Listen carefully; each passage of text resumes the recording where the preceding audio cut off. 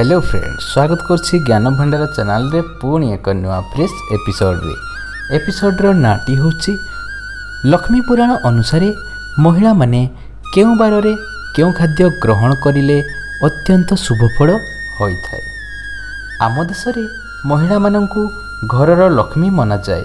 एमिति भी कुहा जाए जे घरे महिला मानकर सम्मान नाही सेठारे लक्ष्मी केबे मध्य निवास करंती नाही।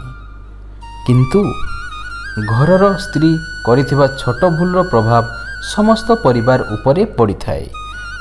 किंतु आपण जानिछंती आपणको खाद्य अनुसार आपणको परिवार उपरे मध्य इफेक्ट पड़ुछि।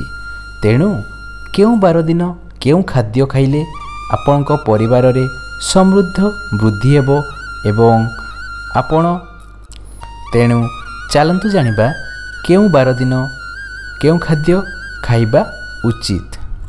महिला माने रविवार दिन छुट्टी दिन होइथिबारु खाइबार मजा उठाई पारिबे।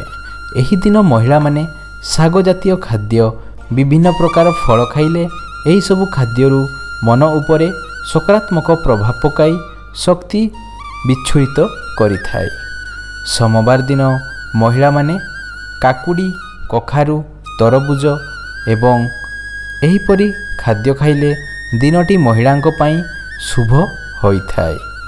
मंगलवार दिन महिला माने आंबो सपुरी एवं विभिन्न प्रकार कड़ी खाइबा स्वास्थ्य पक्षे हितकर होइथाए। बुधवार दिन महिला माने समस्त प्रकार खाद्य ग्रहण करि पारिबे।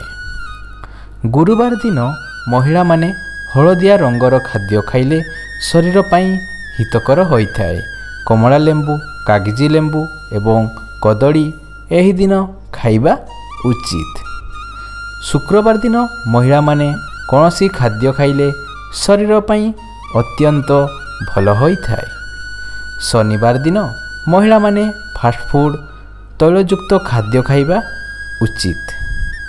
सोमवार मंगलवार गुरुवार शनिवार एवं रविवार दिन महिला माने आदो माछ मांस अंडा खाइबा शरीर प्रति भल नुह। तो जानिले तो लक्ष्मी पुराण अनुसार महिला मानंक लागि केउ बार रे केउ खाद्य खाइबा उचित एवं केउ बार रे केउ खाद्य खाइबा उचित नुहे ताहा संपूर्ण विवरणी दिया जाइछि। आशा करछि आपनकु एई छोट टिप्स भल लागिथिबो। जदि भल लागले निहाती गोटे लाइक करिवे आउ ए पर्यंत जदि चैनल सहित जोड़ी होई रहिनांते हम चैनल को सब्सक्राइब करिवे। धन्यवाद।